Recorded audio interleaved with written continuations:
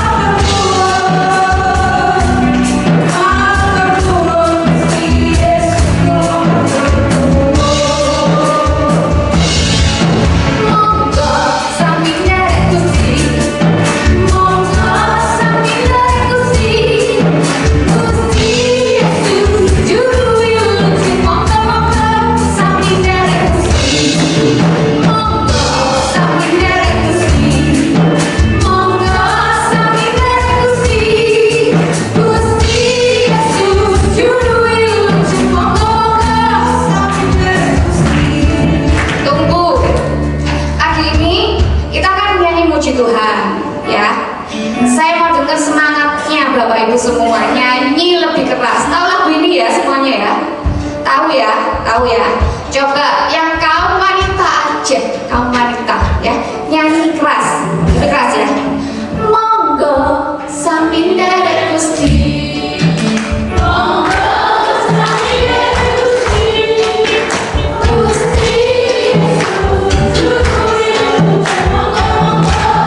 Masih kaum wanita nyanyi lebih keras.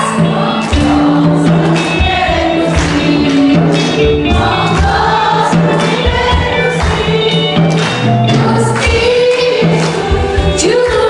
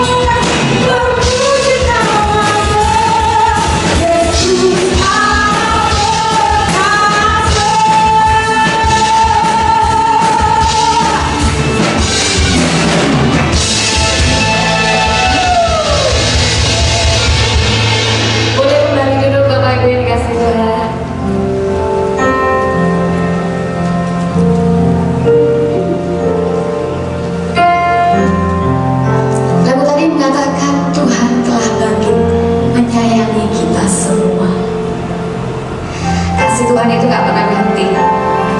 Tuhan itu setia. Dia tidak pernah meninggalkan kita. Saya percaya itu. Dan saya harap Bapak Ibu juga percaya.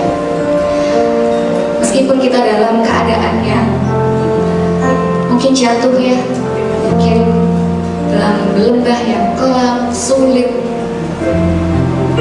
tapi kita percaya, kita mau belajar percaya kalau Tuhan selalu ada bersama dengan kita.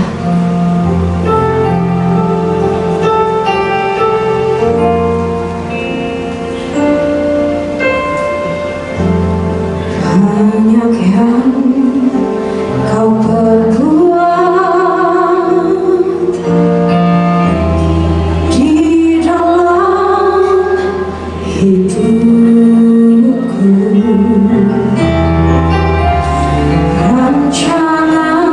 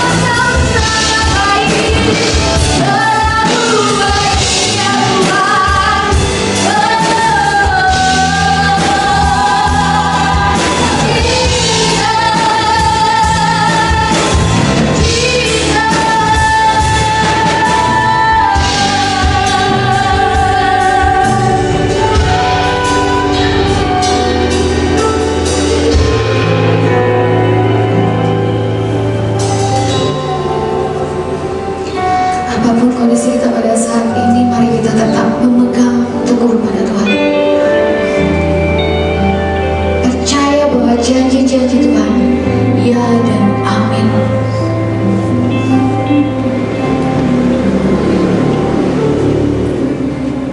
Tuhan yang akan memberikan kelegaan dalam hidup kita. Kita tidak membutuhkan apapun di dunia ini.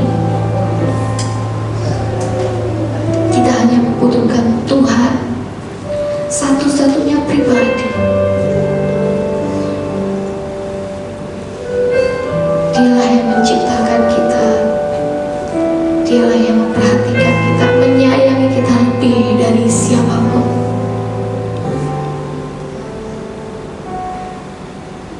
Mari Bapak Ibu, kita mau koreksi setiap hati kita, dan kita minta ampun ketika tidak ada yang benar dalam hati kita. Kita minta kepada Tuhan, Tuhan biarkan aku selalu berpegang teguh pada Engkau Tuhan. Tidak ada yang lain dalam hidup kami selain hanya Engkau Tuhan.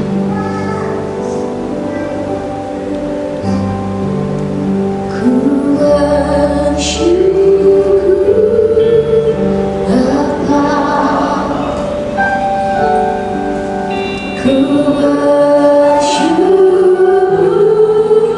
Tuhan, buat kasih setiamu, kasih setiamu di dalam hidupku. Ku bersyukur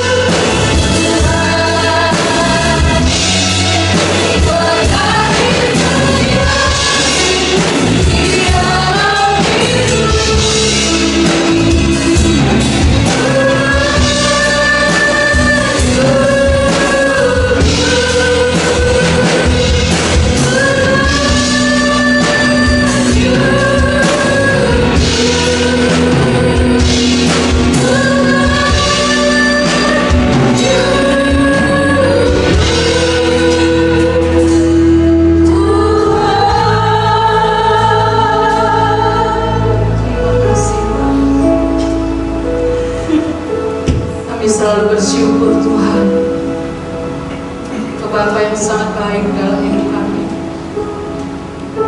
Engkau yang pelihara kami.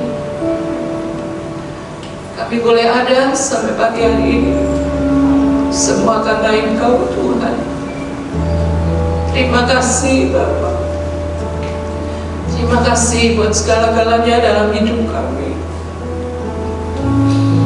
Dalam situasi keadaan apapun, baik senang, baik susah, kami selalu berkata terima kasih Tuhan. Terlebih pada pagi hari ini Tuhan yang menuntun kami untuk kami boleh sampai ke dalam rumah-Mu di dalam, karena kami selalu rindu akan Engkau Tuhan. Kami selalu ingin berjumpa dengan Engkau. Kami ingin masuk dalam hadirat Tuhan.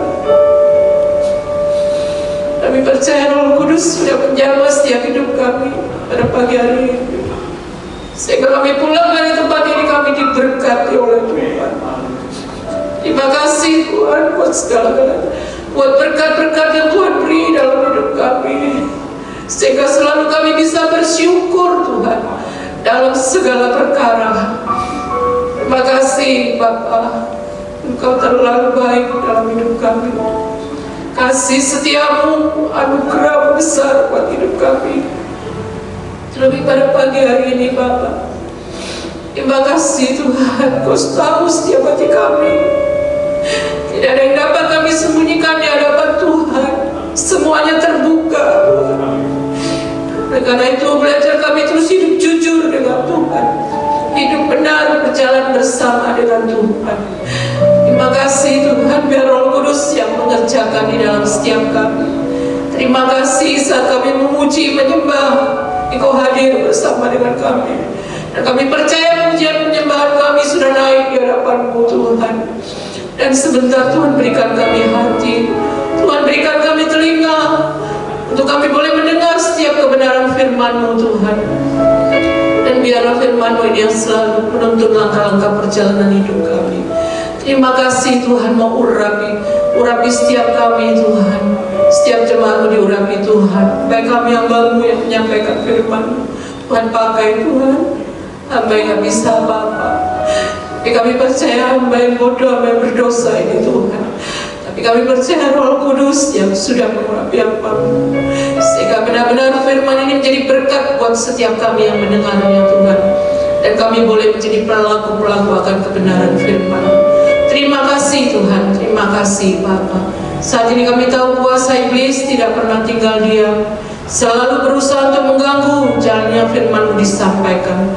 Oleh sebab itu kami mau bersatu hati, sepakat kami usirkannya di dalam nama Tuhan Yesus Kristus. Pergi dan keluar, dihancurkan dalam nama Tuhan Yesus. Kami percaya Roh Kudus memenuhi hati pikiran kami, sehingga benar-benar kami boleh fokus akan Engkau Tuhan. Terima kasih Bapa, Kau memberkati TPAW yang sudah melayani Tuhan, membawa kami boleh masuk dalam hadirat Tuhan, diberkati oleh Tuhan. Melayani Tuhan terus setia sampai akhir dalam hidup setiap kami Tuhan. Terima kasih karena ada upah, ada pahala yang sudah Tuhan sediakan bagi kami yang setia kepada Tuhan. Terima kasih Bapa, terima kasih. Kami siap untuk mendengarkan kebenaran firman Tuhan. Hanya di dalam nama Tuhan Yesus hamba-Mu sudah berdoa dan mengucap syukur. Haleluya, amin. Sekali lagi shalom. Bapak Ibu dikasih oleh Tuhan, selamat pagi, selamat berjumpa dalam kasih Tuhan kita Yesus Kristus. Tetap semangat ya Bapak Ibu. Amin, puji Tuhan. Ayo kita tetap semangat, kita tetap punya sukacita di dalam hidup kita. Karena waktu kita bersukacita, ada kekuatan di dalamnya. Ya Bapak Ibu, puji Tuhan. Dan pagi hari ini, ya, saya percaya hanya orang yang dekat dengan Tuhan, mereka tetap bisa bersukacita sekalipun dalam penderitaan. Ya puji Tuhan, kita mau belajar pada pagi hari ini. Saya mengambil tema, ya ini bagian yang penting dalam hidup kita. Saya mengambil tema penderitaan. Ya, setiap kita pasti pernah mengalami penderitaannya. Nggak ada yang nggak pernah. Dalam hidup kita banyak penderitaan yang kita alami, apalagi di hari-hari belakangan ini. Ya. Bentuknya bermacam-macam kalau saya melihat. Ya. Banyak penderitaan kita alami ya, mungkin ya dalam hal ekonomi ya, dalam hal sakit penyakit ya, banyak sekali ya yang kita alami. Begitu juga dalam masalah-masalah mungkin keluarga yang membuat kita menderita ya. Sehingga saya katakan situasi ini tidak mudah buat kita ya. Tetapi saya percaya kita masih punya Tuhan ya. Tadi ada seorang ngirim ke saya ya, kata-kata kita ini masih punya Tuhan ya. Itu kelebihan kita punya Tuhan. Tuhan yang gak pernah tinggalkan kita. Dia selalu ada bersama di dalam hidup kita. Ayo saya undang kita baca lebih dulu ya. Kita baca lebih dulu di dalam kitab Roma. Roma pasal 8 ayat yang ke-18 ya. Karena ini satu ayat, saya undang Bapak Ibu kita bangkit berdiri. Kita akan baca ayat ini bersama-sama ya. Satu ayat dengan suara yang keras. Kitab Roma pasal 8 ayat 18. 2, 3. Sebab aku yakin bahwa penderitaan zaman sekarang ini tidak dapat dibandingkan dengan kemuliaan yang akan dinyatakan kepada kita. Amin.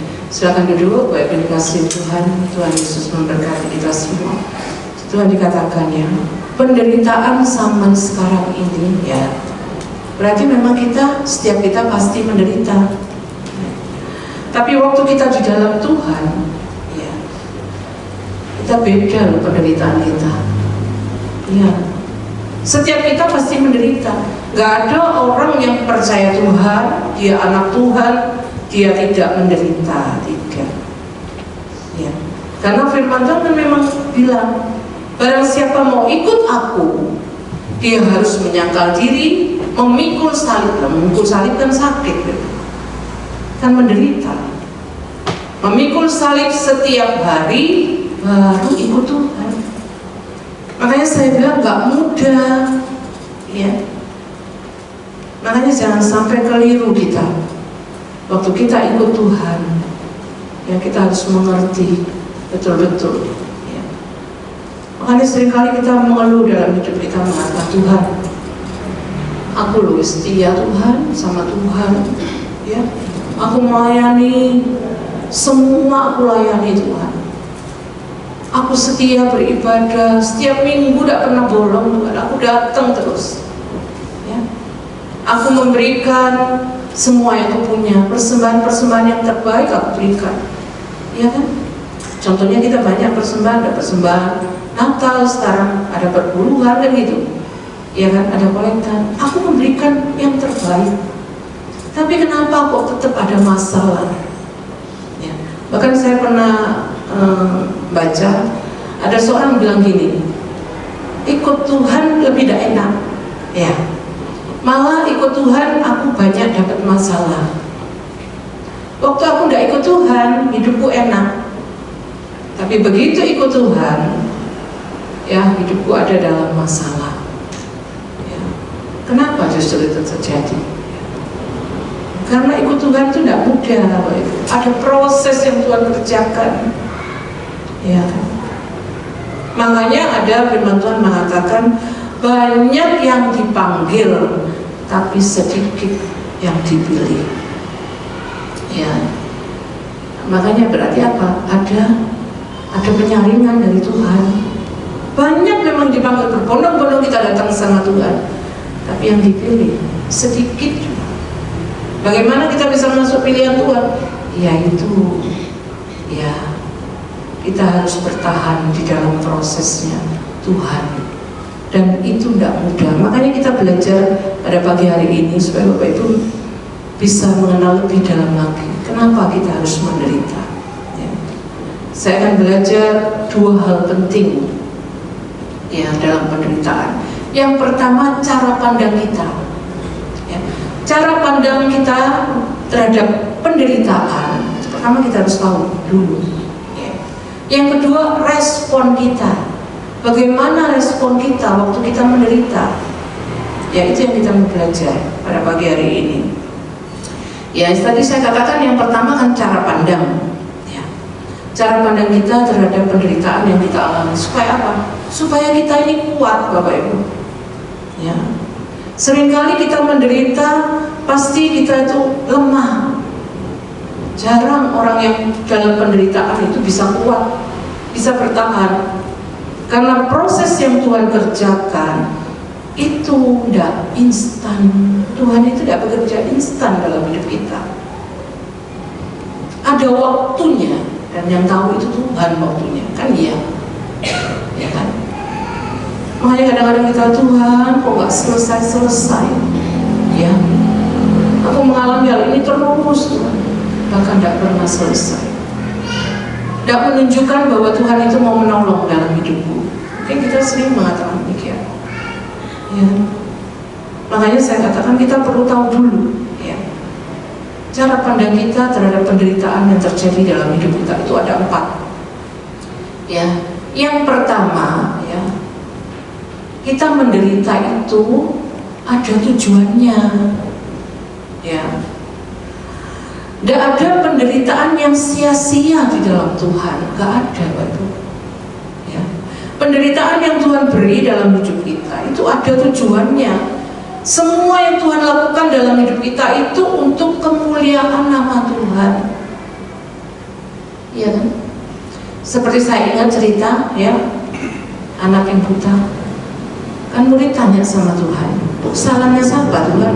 Salahnya orang tua atau gimana? Sejak lahir buta. Tapi Tuhan mengatakan apa? Aku mau menyatakan kemuliaan-Ku. Ya. Jadi di dalam penderitaan kita itu ada tujuannya. Makanya kalau kita menderita, kalau kita dapat masalah pergumulan, itu ada tujuan Tuhan. Ya. Tidak mungkin Tuhan memberikan itu dalam hidup kita sia-sia, tidak ada gunanya, tidak mungkin, baik. Makanya kita baca di dalam 1 Petrus 1 ayat yang ke-7. Ya. 1 Petrus 1 ayat yang ke-7. Dikatakan, maaf ya, kok soundnya belakang saya ini kok gereng ya. 1 Petrus 1 ayat yang ke-7. Tidak tahu bagian sini saya mendengar kok suaranya gereng gitu terus. 1 Petrus 1 ayat yang ke-7. Ya, Firman Allah berkata, maksud semuanya itu ialah untuk membuktikan kemurnian imanmu yang jauh lebih tinggi nilainya daripada emas yang fana, yang diuji kemurniannya dengan api, sehingga kamu memperoleh puji-pujian dan kemuliaan dan kehormatan pada hari Yesus Kristus menyatakan dirinya. Ya, jadi ini tujuannya. Rasul Petrus ini memberi penghiburan, ya, waktu itu pada gereja mula-mula yang saat itu teraniaya. Ya, diberitahu bahwa penderitaan yang kamu alami, yang mereka alami, itu punya tujuan. Tujuannya apa? Untuk memurnikan iman. Ya, itu tujuannya. Makanya kita kalau menderita, kalau kita benar loh Bapak Ibu ya, hidup kita benar, tidak usah takut. Ada tujuannya Tuhan. Ya, karena Tuhan mau bentuk kita supaya iman kita ini semakin kokoh, ya, semakin kuat. Ya. Kalau kita tidak diuji, tidak diberi penderitaan, kita nggak akan kuat menghadapi situasi di depan yang kita tidak pernah tahu apa yang akan terjadi. Kita tidak pernah tahu. Tidak ada satu orang pun yang tahu apa yang akan terjadi. Ya. Karena itu Bapak Ibu penting, ya, supaya kita tahu bahwa Tuhan mempunyai tujuan di dalam penderitaan kita. Makanya kalau kita diberi sakit, ya, ada tujuannya Tuhan. Mungkin kita diberi masalah dalam keluarga, itu juga ada tujuannya Tuhan. Ya, mungkin kita diberikan kesulitan dalam hal ekonomi, itu juga ada tujuannya Tuhan membuat demikian, Bapak Ibu. Jadi semua penderitaan di dalam Tuhan itu untuk memurnikan iman kita, ya, supaya kita kuat, Bapak Ibu, ya. Makanya beda, ya. Waktu kita menderita dalam Tuhan beda, ya. Jadi kita nggak perlu takut di dalam penderitaan kita. Ada yang Tuhan kerjakan di dalam hidup kita. Makanya saya sering memberi nasihat kepada seorang, ya. Saya katakan tidak usah takut, ya. Saya percaya Tuhan punya rencana, Tuhan punya tujuan.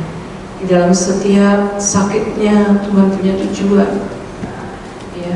Dan saya percaya rancangan Tuhan itu indah dalam hidup kita. Tuhan tidak pernah berikan kita rancangan kecelakaan, enggak, tapi rancangan damai sejahtera.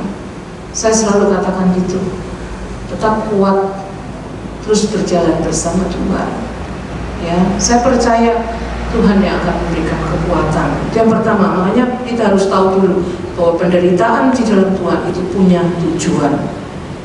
Yang kedua, penderitaan di dalam Tuhan itu merupakan persekutuan dengan Kristus, ya. Kalau kita baca di dalam Filipi 1 ayat yang ke-29, coba buka Filipi 1 ayat yang ke-29. Ya, di situ dikatakan, sebab kepada kamu dikaruniakan bukan saja untuk percaya kepada Kristus, melainkan juga untuk menderita untuk Dia, ya. Jadi bukan percaya toh, ya. Makanya waktu kita menderita sebagai anak Tuhan, itu merupakan persekutuan kita dengan Tuhan, Bapak Ibu, ya. Karena Tuhan memang meminta kita supaya kita tuh ambil bagian dalam penderitaan, ya, penting, Bapak Ibu, ya. Jadi kita ini dipanggil, kita sudah beroleh anugerah, ya kan? Kita percaya sama Tuhan. Tapi bukan hanya percaya, kata Tuhan, kamu juga harus menderita bersama dengan aku, ya. Jadi tidak berhenti sampai dipercaya aja, sampai kita diselamatkan aja, tidak.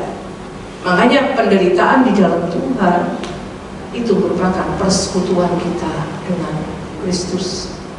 Artinya penderitaan kita nggak sia-sia, ya, ada maknanya saat kita menderita di dalam Tuhan. Kalau kita menderita karena kita bukan di dalam Tuhan, ya, maka penderitaan itu sangat-sangat mengerikan, Bapak Ibu, ya, ya kan?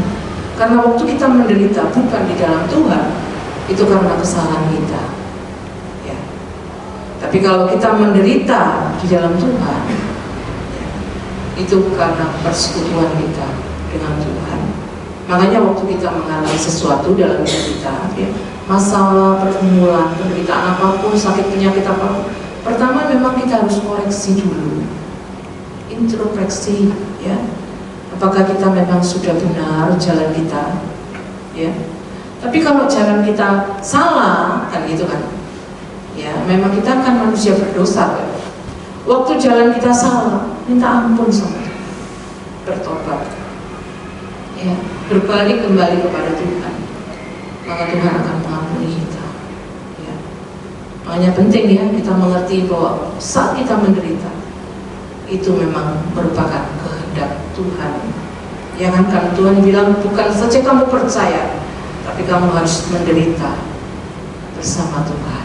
Itu yang kedua. Yang ketiga, ya, saat kita menderita, penderitaan di dalam Tuhan itu adalah berkat Tuhan, ya. Aneh pasti, ya, kok menderita tapi dikatakan berkat, ya kan?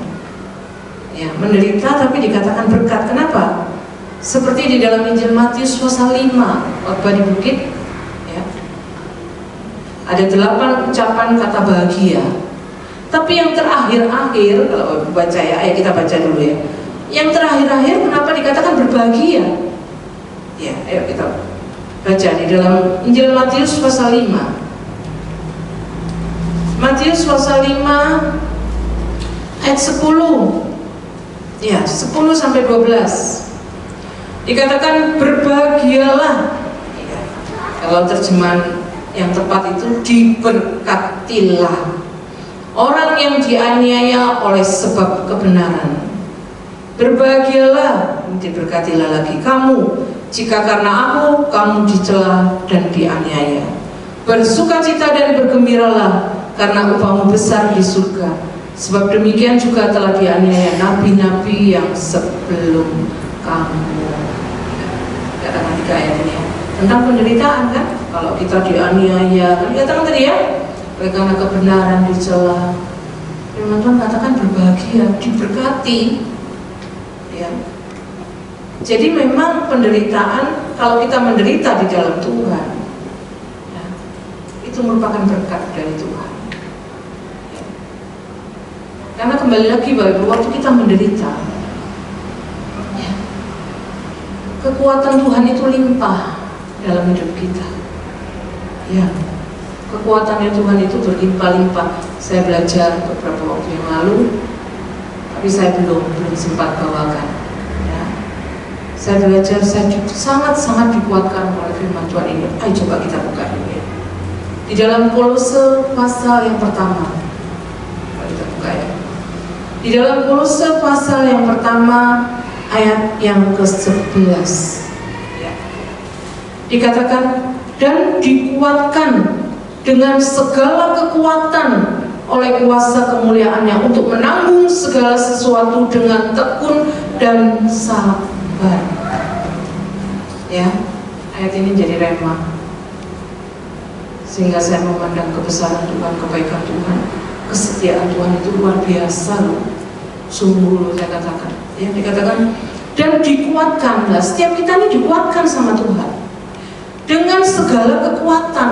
Nah, ini ya yang harus kita garis bawahi. Dengan segala, ya, hebat. Saya belajar itu, saya menangis sama Tuhan. Tuhan, Engkau hebat, Engkau baiknya luar biasa. Saya mengatakan demikian. Kita sudah dikuatkan sama Tuhan, tapi dengan segala kekuatan. Ya, itu yang saya katakan luar biasa. Saya belajar dalam bahasa aslinya, terjemahan yang asli. Ya. Dikuatkan dengan segala kekuatan itu berarti Tuhan itu memberikan kekuatan kepada kita tuh berlimpah-limpah.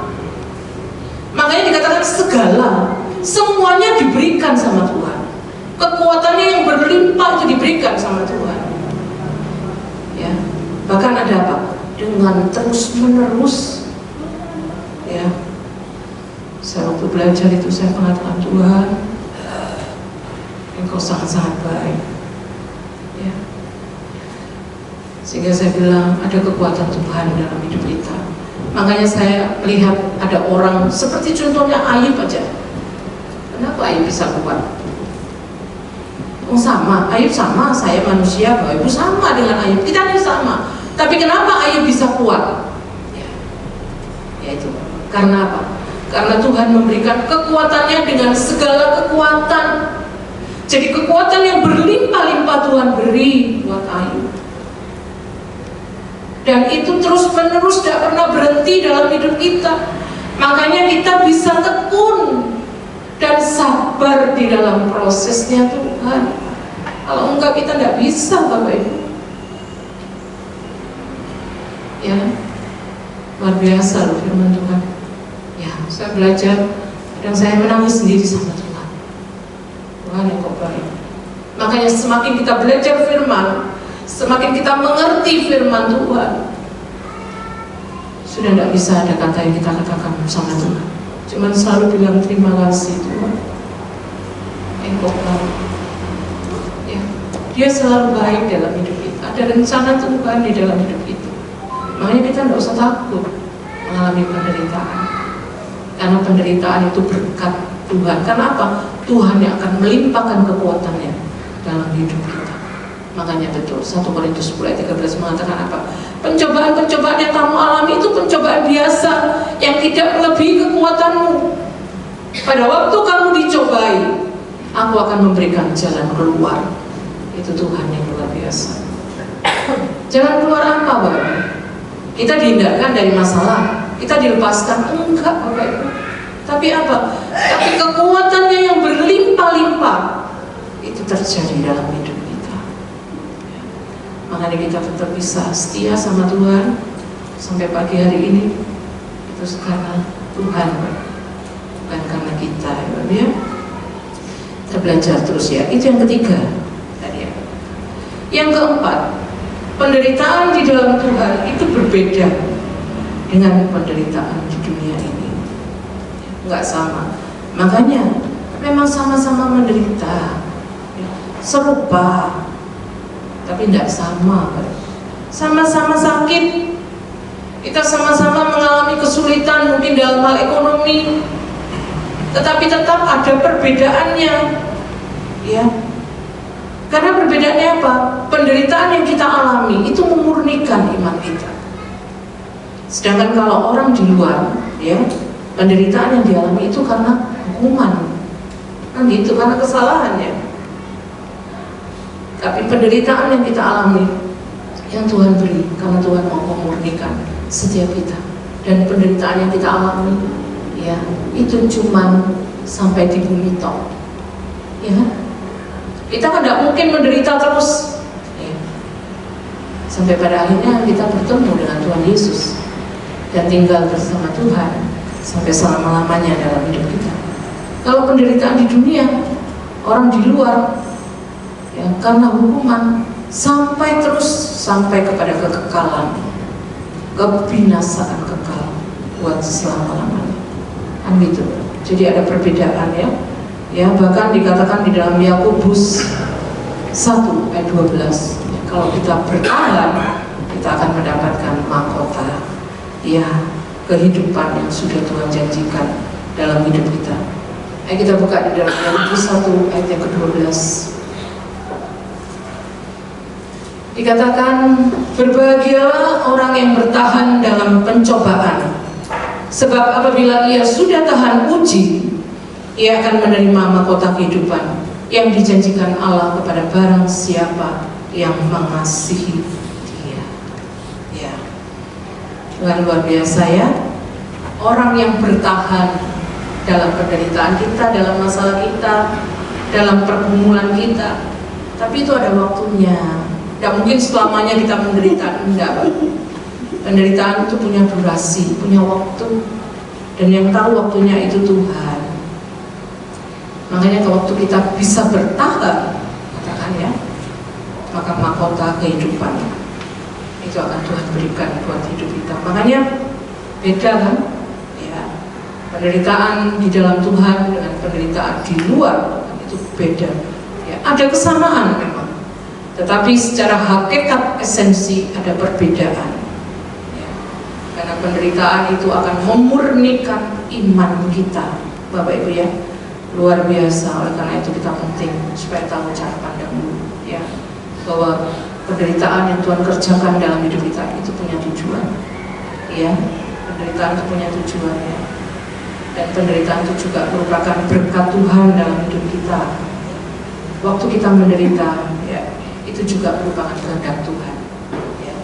Karena bukan saja percaya tadi dikatakan, tapi kita harus menderita bersama dengan Dia. Dan yang keempat, penderitaan yang kita alami nggak sama dengan penderitaan yang dunia, orang di luar alami, nggak sama, itu pasti, ya. Itu kita perlu tahu dulu, ya. Sekarang kita belajar responnya. Bagaimana respon waktu kita menderita? Ya, ini penting supaya kita tahu, ya. Yang pertama, responnya itu kita nggak perlu heran. Jangan heran, baru jangan kaget. Loh, katanya anak Tuhan, tapi kok menderita? Katanya anak Tuhan, tapi kok sakitnya nggak disembuh-sembuhkan? Mungkin ada pertanyaan seperti itu, ya. Padahal, makanya jangan sampai kita keliru konsep kekristenan kita. Kalau kita keliru, ya seperti itu, bahwa ikut Tuhan, berkat-berkat melimpah, ikut Tuhan, sukses, diberkati Tuhan.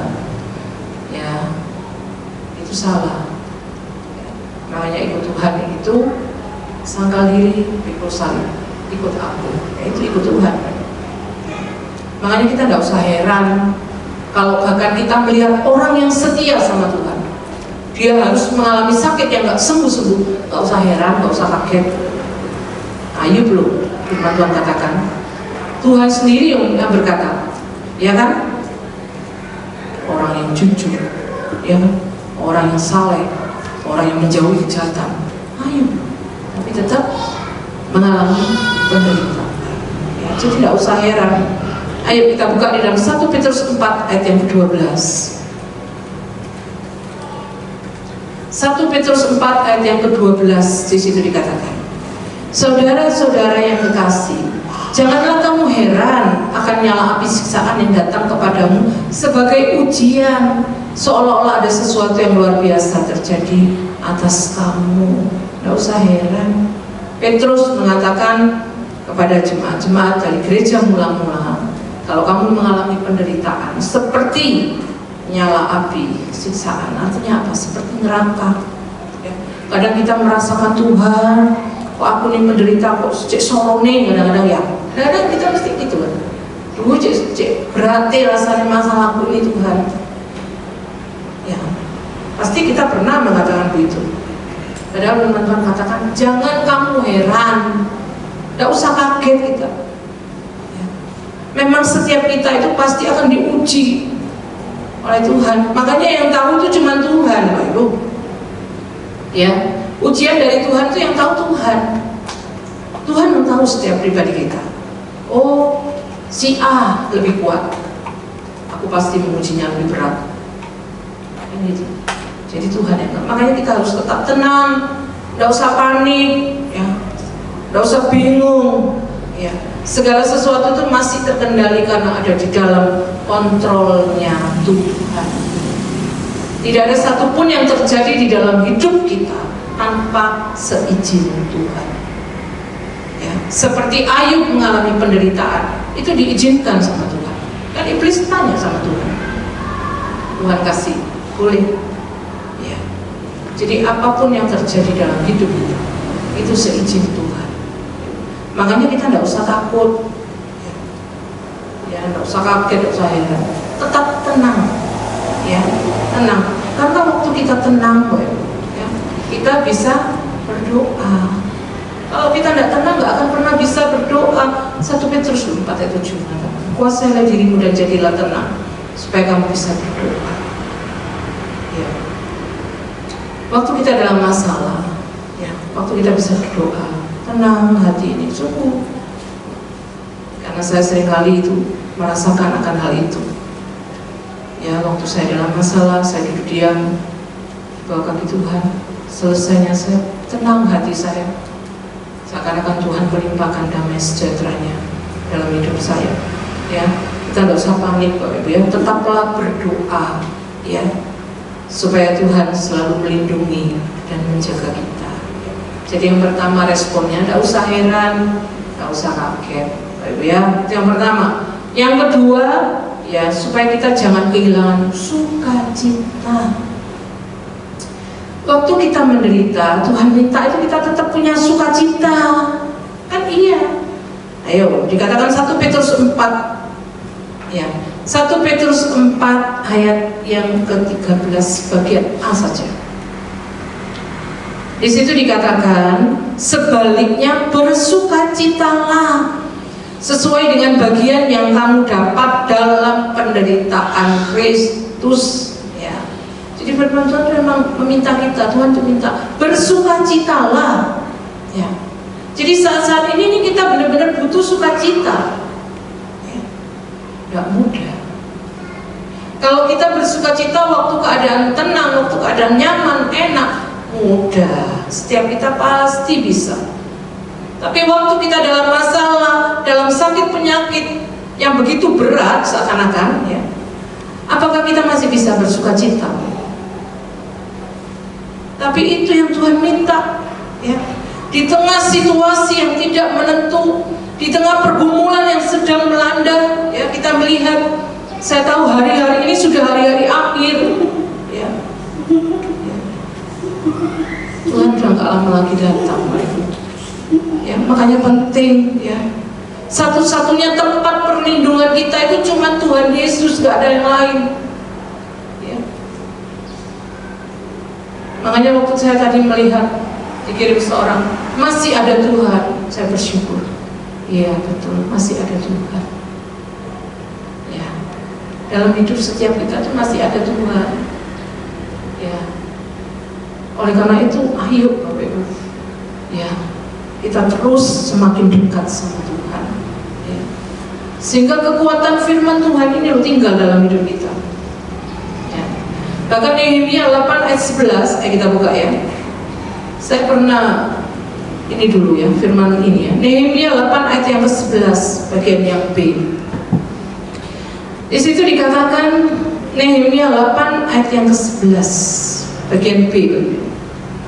Jangan kamu bersusah hati, sebab sukacita karena Tuhan itulah perlindunganmu. Ya, luar biasa. Ya, sukacita karena Tuhan itu perlindungan kita. Makanya kita kuat, ya kan? Sampai saat ini, ayo kita berjuang terus sama-sama. Ya, hidup adalah perjuangan. Bapak Ibu berjuang, saya pun berjuang. Supaya apa? Supaya sukacita itu tetap tinggal di hati kita. Ya, di tengah-tengah keluarga kita, di tengah-tengah pekerjaan kita, di tengah-tengah pelayanan kita, kita tetap punya sukacita. Karena sumber sukacita yang sejati itu datangnya dari Tuhan. Ya. Dan Tuhan itu akan menganugerahkan sukacitanya dalam hidup kita ketika kita mau, Bapak Ibu. Ya. Makanya sukacita itu pilihan kita. Mau enggak kita bersukacita, kan gitu. Kamu mau bersukacita atau bersungut-sungut? Iya. Atau ngomel? Ya. Itu pilihan buat kita. Kalau kita mau, Tuhan Roh Kudus beri dalam hidup kita, sehingga kita bisa bersukacita dalam keadaan apapun. Terima kasih Tuhan, sungguh-sungguh terima kasih sama Tuhan. Luar biasa Bapak Ibu ya, kita bisa ada sampai pagi hari itu karena Tuhan, ya kan? Bukan karena kita, ya. Makanya pujian tadi cek, saya meresapi sungguh-sungguh, matur nuwun, ya. Nangis saya waktu nyanyi lagu matur nuwun. Ya, saya cuma bisa bilang sama Tuhan itu terima kasih. Dan ya saya nggak bisa kasih apa-apa Tuhan. Dan ya, apa yang saya bisa kasih? Kekayaan saya, harta saya nggak punya. Kan ya. Kalau Bapak Ibu yang punya harta kekayaan, apa Tuhan pingin harta kita? Enggak. Tuhan itu kaya Bapak Ibu. Dia yang punya seluruh alam semesta, itu punya Tuhan. Ya. Jadi Tuhan tidak butuh kekayaan kita. Kalau kita bisa mempersembahkan harta kita, ya, itu karena menunjukkan bukti kita cinta sama Tuhan. Kita taat sama Tuhan, itu buktinya di situ. Ya. Dan keuntungannya untuk kita, bukan untuk Tuhan. Kalau Tuhan kaya, dia nggak butuh.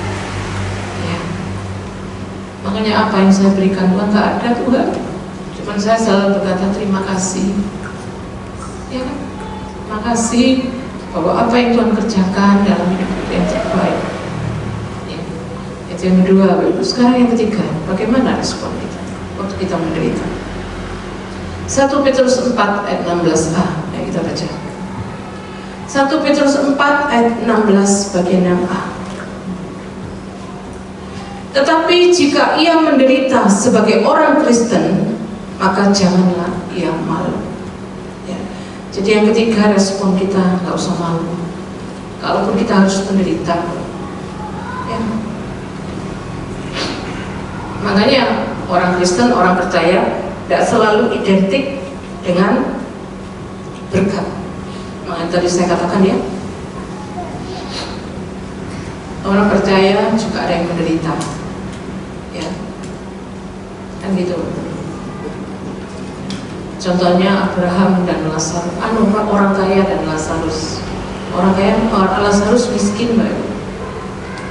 Ya, tapi dia percaya diselamatkan sama Tuhan. Jadi kita tidak usah malu, ya. Walaupun kita menderita, walaupun kita miskin, tidak usah malu. Ya. Penderitaan yang kita alami tadi saya katakan itu tidak sebanding dengan kemuliaan yang akan dinyatakan dalam hidup kita. Ya kan? Kita mengalami penderitaan dalam hidup ini ada batas waktunya. Iya, hidup lo nggak tahu sampai berapa tahun. Saya nggak pernah tahu usia saya sampai berapa tahun. Kalau saya bisa bertahan sampai 70 tahun, ya terima kasih sama Tuhan gitu. Tapi kalau Tuhan tidak izinkan, ya, memang saya selalu minta sama Tuhan kan gitu. Kalau Tuhan izinkan Tuhan, ya. Tapi setiap kita tidak pernah tahu, ya. Makanya itu tidak usah takut waktu kita menderita, tidak usah malu, ya. Tidak usah kita merasakan hidup kok gini ya, apa aku ada dosa, apa aku ada salah sama Tuhan. Enggak, Bapak Ibu. Ya. Makanya firman Tuhan ini menjadi kekuatan buat kita. Jangan malu waktu engkau menderita. Kalau menderita di dalam Tuhan, jangan malu. Ya. Asal hidup kita terus berada di dalam jalannya Tuhan. Tapi kalau kita menderita karena kelalaian kita, ya itu kita harus malu, kan gitu. Tapi waktu kita jalan tetap benar terus di dalam Tuhan, kita menurut firman Tuhan, ya, walaupun kita memang harus menderita, nggak apa-apa, nggak usah malu. Ya Tuhan itu cukupkan. Makanya seringkali saya bilang, ya nggak mungkin sampai kita meminta-minta. Loh, firman Tuhan katakan dalam Mazmur, anak cucunya akan dipelihara. Nggak sampai meminta-minta, nggak. Tuhan cukupkan pasti. Tapi kalau keinginan ya itu masih terserah Tuhan kalau itu ya, ya. Tapi kan yang penting Tuhan cukupkan. Jadi kita tidak perlu malu, tidak perlu minder, ya. Ya, luar biasa kita diingatkan. Tidak usah takut, tidak usah kadang-kadang aduh Tuhan apa ya? Aku ikut Tuhan, tapi hidup kayak gini terus, tidak berubah. Ya. Tuhan itu bukan merubah bagian luar kita. Jangan salah, ya. Tuhan tidak merubah bagian luar kita. Yang pertama dirubah Tuhan itu dalamnya loh, kita ini dirubah sama Tuhan. Ya, kalau dalam ini sudah berubah, luar itu mengikuti terserah Tuhan. Tapi kalau dalamnya belum berubah, tidak bisa. Tapi untuk merubah bagian dalam itu sulit, karena kita manusia egois. Ya kan? Kita mau menang sendiri kan ya, pakai kekuatanku Tuhan. Ya. Itu kita. Hidup punyaku, aku yang ngatur. Itu kita. Tapi waktu kita dekat sama Tuhan, ya, kita menyerahkan hidup ini sama Tuhan. Ya. Itu penting. Makanya yang keempat, ayo yang keempat kita baca. 1 Petrus 4 ayat yang ke-19. Karena itu baiklah juga mereka yang harus menderita karena kehendak Allah, menyerahkan jiwanya dengan selalu berbuat baik kepada Pencipta yang setia. Artinya yang keempat itu tadi saya katakan, kita harus belajar berserah kepada Tuhan. Ya, kita ini rapuh Bapak Ibu, manusia itu rapuh. Makanya saya katakan kita ini perlu Tuhan.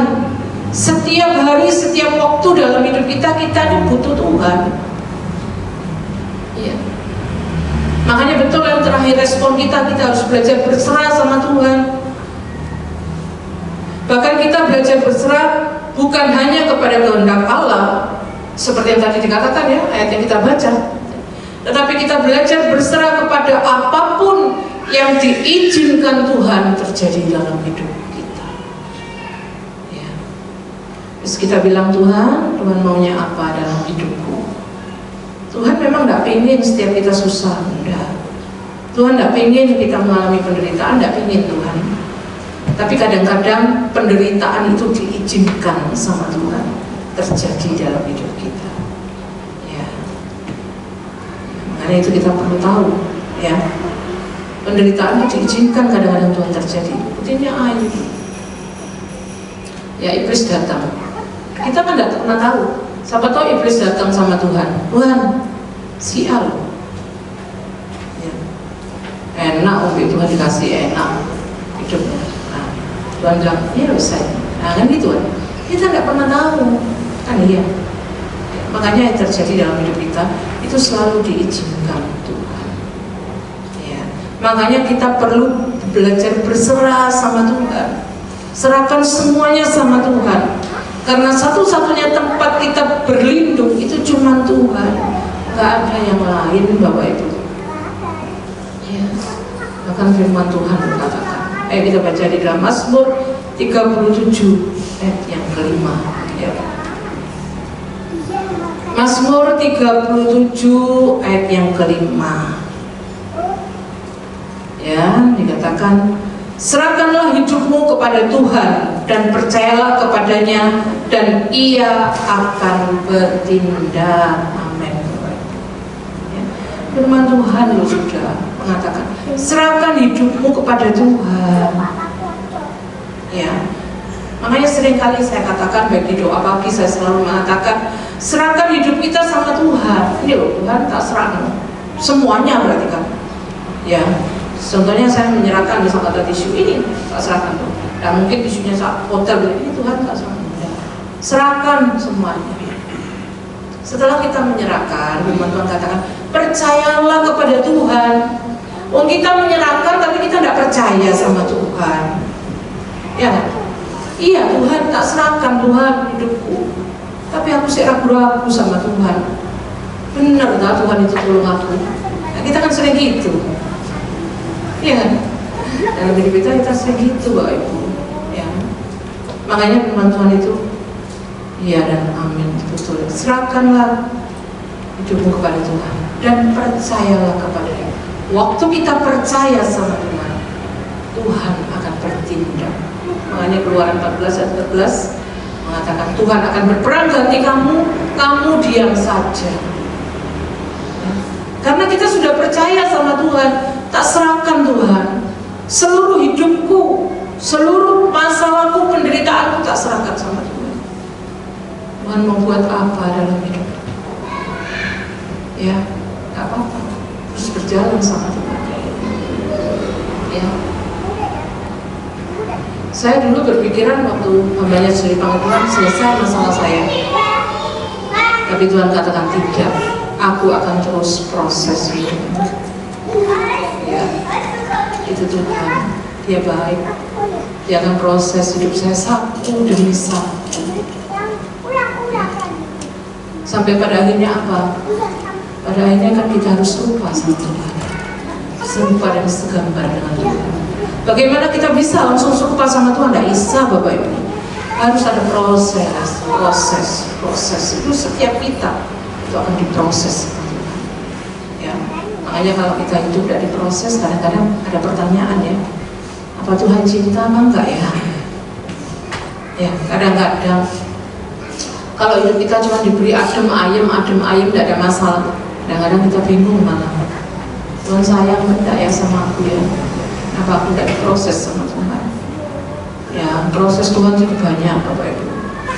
Ya, baik mungkin keluarga, mungkin anak-anak, ya, mungkin saudara, ya, mungkin orang tua, ya, mungkin pernikahan kita, itu semua diproses sama Tuhan. Ya. Makanya Tuhan minta kuat, berjalan sama aku kuat. Makanya sejak saya menerima Rema Kolose 1 ayat 11, saya benar-benar kuat. Saya bilang kekuatan yang berlimpah-limpah Tuhan akan beri dalam hidup, sehingga saya bisa ya sampai saat ini setia kata Tuhan, layani Tuhan. Ya, ayo saya mendorong Bapak Ibu ya bersama saya terus kita mengasihi Tuhan, ya cintai Tuhan. Ya. Terus kita belajar takut sama Tuhan. Kalau orang yang takut sama Tuhan itu orang yang taat, dia akan melakukan apa yang firman Tuhan katakan. Itu pasti. Dan terus membangun hubungan yang lebih lagi dengan Tuhan, semakin intim dengan Tuhan. Karena waktu kita semakin intim dengan Tuhan, kita akan mengenal pribadinya, ya. Dan kita percaya bahwa perlindungan dalam hidup kita satu-satunya cuma ada di tangan Tuhan, tidak ada yang lain. Luar biasa ya. Pagi hari ini diingatkan sama Tuhan, Saya percaya Tuhan akan menguatkan setiap kita. Saya nggak tahu siapa mungkin ada dalam pergumulan masalah, ya, penderitaan.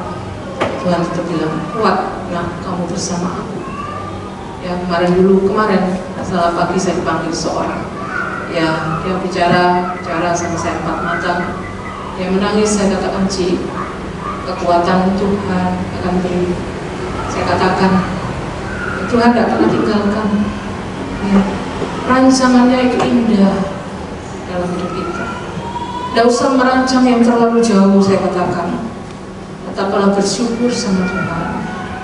Ya, Tuhan akan kerjakan indah pada waktunya. Saya mengatakan demikian. Tetap kuat berjalan sama Tuhan. Kekuatannya berlimpah, Ci. Dan itu akan terus menerus dalam hidup kita. Dia nggak akan berhenti dalam hidup kita. Ya, selama kita terus tinggal di dalam Tuhan. Ya, itu penting, ya. Mereka itu percaya sama Tuhan. Ya, Roh Kudus terus akan bimbing kita selangkah demi selangkah. Terus kita maju bersama Tuhan. Jadi waktu kita dalam masalah dan pergumulan, terima kasih sama Tuhan. Bersyukurlah sama Tuhan. Ya, luar biasa kita dimakan. Itu juga mengingatkan saya. Ya, saya terus bersyukur dalam hidup saya. Saya selalu berkata terima kasih Tuhan, terima kasih. Apa yang Tuhan mau kerjakan dalam hidup, kerjakan. Ya, saya akan menurut apa yang Tuhan mau. Puji Tuhan, ya. Biar firman Tuhan pada pagi hari ini menguatkan kita. Waktu kita menderita, tapi penderitaan kita di dalam Tuhan. Ya, Bapak Ibu tidak usah takut. Ya, Tuhan pasti akan bersama kita. Ya, kekuatannya yang limpah itu akan memenuhi hidup kita, dan Dia tidak tinggalkan kita. Rancangannya itu luar biasa, Bapak Ibu. Kalau rancangan kita enggak, rancangan kita cuma yang ada di depan kita, itu rancangan kita. Tapi rancangan Tuhan sudah sampai di ujung. Tuhan sudah tahu hidup saya sampai di ujung 2 tahun. Ya, kalau saya tidak dekat sama Tuhan, tidak kuat, pasti tidak kuat. Kenapa saya kuat? Karena saya dekat sama Tuhan. Kekuatannya itu limpah dalam hidup saya. Ya, luar biasa.